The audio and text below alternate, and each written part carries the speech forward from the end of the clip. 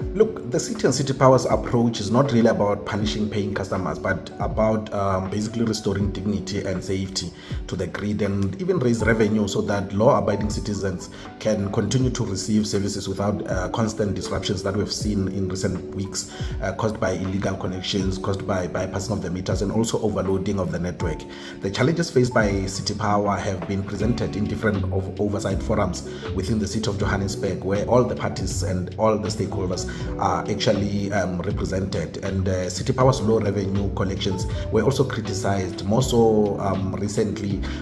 in the flagged by the Auditor General, including the low inaction on high levels of electricity theft and also the losses that we've been suffering as City Power. So the criticism that has come through appears to oppose those efforts without really offering any constructive alternatives to the problem of non-payment, illegality and also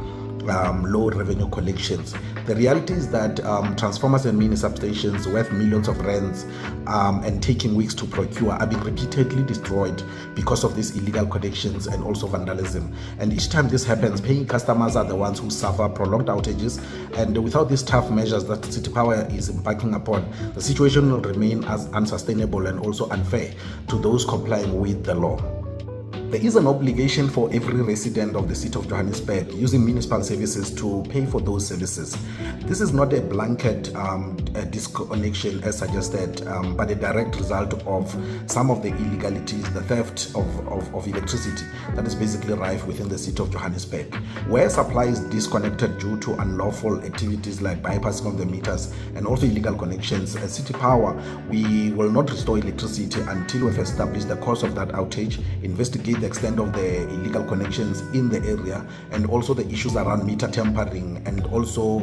do the audits of revenue performance around the area where there's an outage before we can also normalize the network.